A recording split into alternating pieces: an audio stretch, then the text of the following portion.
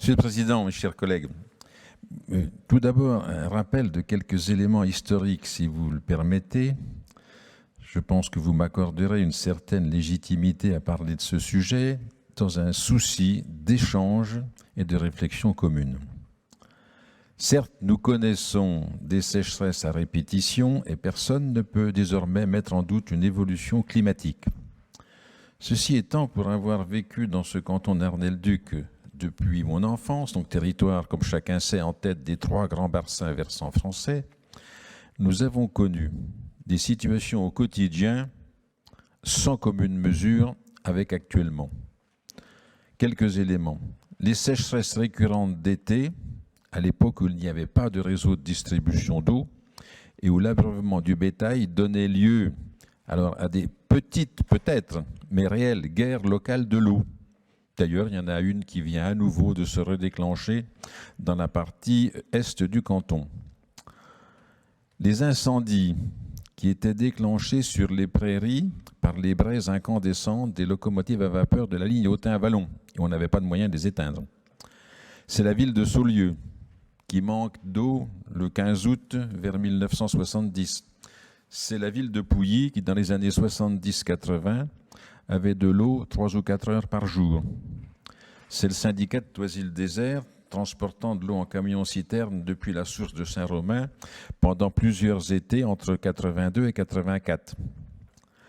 Tout cela jusqu'à la mise en service de l'unité de production de Chamboux sur l'initiative du regretté Pierre Meunier, dont la proximité avec le président Mitterrand aida au financement de ce projet exemplaire.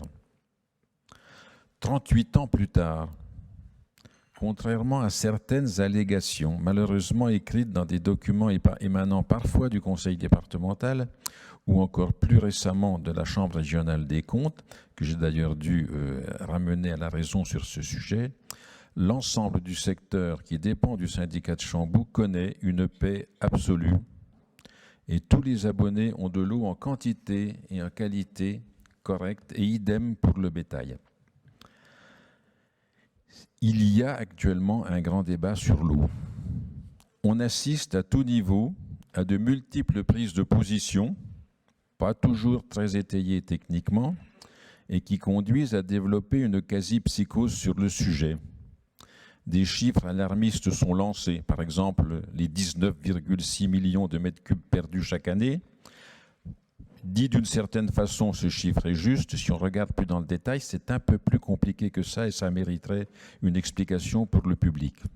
Certes, il faut prendre des précautions, en particulier pour les territoires qui ne se sont pas forcément très préoccupés de ce sujet, avec des tarifs et des recettes trop faibles et qui sont aujourd'hui en difficulté, en quantité, en qualité ou les deux. Mais globalement, que ce soit en Côte d'Or ou dans bien d'autres secteurs, la situation n'est pas aussi catastrophique que certains récits la dépeignent. Nous ne sommes tout de même pas à la veille d'une pénurie généralisée. Parallèlement, certaines voix qui en son temps, à juste titre, vous le savez, je partageais ce point de vue, se sont élevées sur la trop grande intransigeance des dispositions de la loi NOTRe sur ce point, eh bien, les mêmes voix s'en sont pourtant emparées avant l'échéance limite et annoncent maintenant, si vous permettez l'expression, le grand soir du transfert de la compétence aux communautés de communes, parfois comme une forme de grâce du ciel, parfois comme une apocalypse, comme si ce passage allait changer quelque chose au problème technique. Certes, vous permettrez cette allusion au passé, nous ne sommes plus que 3 dans cette assemblée, Madame Eyab Dupin, vous-même et moi-même, à avoir assisté au débat lors de la session budgétaire, je crois que c'est 2005, pendant laquelle Jean-Claude Robert déclarait au président de Broissia, sur ce sujet, nous avons un réel désaccord. On entend toujours le même refrain, les maillis. Le président donc interromput la séance ce soir-là, il était déjà très tard, et créa donc une commission, transcommission, qui se réunit pendant 6 mois, chaque lundi après la commission permanente, afin que tous les acteurs puissent échanger et informer de leurs projets. Il est dommage qu'une telle initiative n'ait pas été renouvelée. Venons-en au schéma départemental que vous nous proposez. Que le conseil départemental veuille s'impliquer sur ce sujet est une bonne, voire même une très bonne chose. Mais il faut que l'action prenne en compte 3 facteurs. Ne pas sombrer dans des projets surdimensionnés et avoir une action identique et équitable sur tout le territoire. Agir en concertation avec les collectivités locales qui ont en charge cette compétence. Et, 3e point, ne pas oublier que la qualité de l'eau dépend pour une part de la géologie, mais aussi de l'action humaine et que des pratiques de protection préventive, sans sombrer dans l'excès idéologique peut-être, sont indispensables et qu'une cohérence de toutes les politiques menées à tout niveau est nécessaire. En lisant ce document, le document que nous avez présenté, on a le sentiment que ces 3 points ne sont pas forcément pris en compte.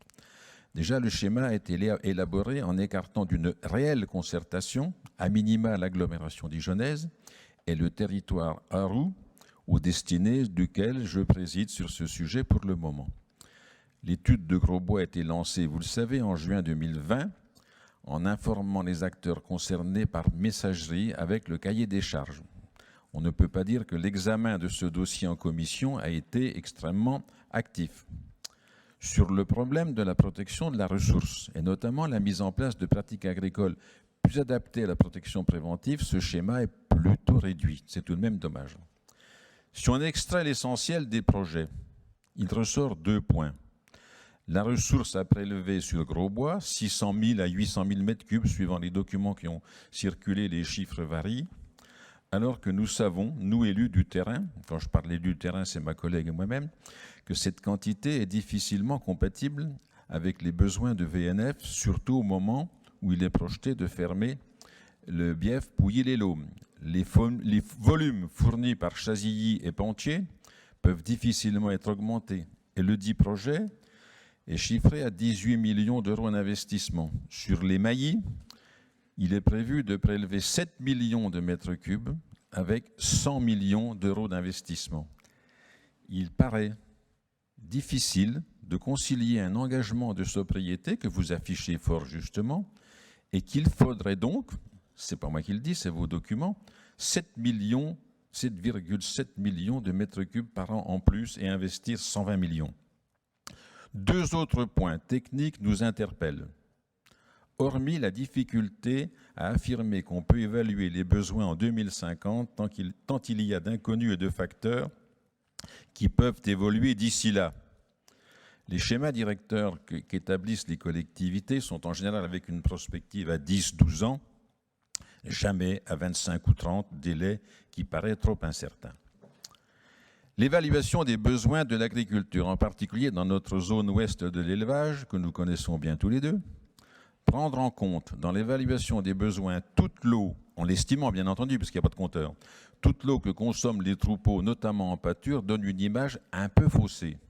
D'une part, ce volume est très incertain, puisqu'une part importante vient des mares ou ruisseaux des prairies qui n'est pas mesurable, et d'autre part, une autre fraction non connue avec précision est consommée en hiver comme en été à partir des réseaux de distribution.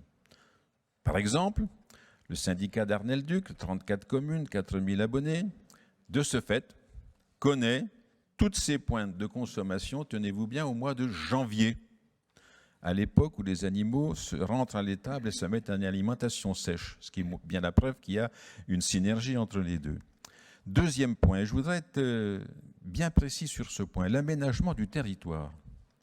Les 2 grands projets envisagés par ce schéma, donc Grosbois et les Maillis, visent à permettre à tout le secteur de la périphérie dijonnaise hors métropole et agglomération de Beaune de pouvoir créer des lotissements en grande quantité avant la révision obligatoire de leur PLU jusqu'en 2025, ce que ces secteurs ne peuvent pas faire actuellement par insuffisance de ressources disponibles.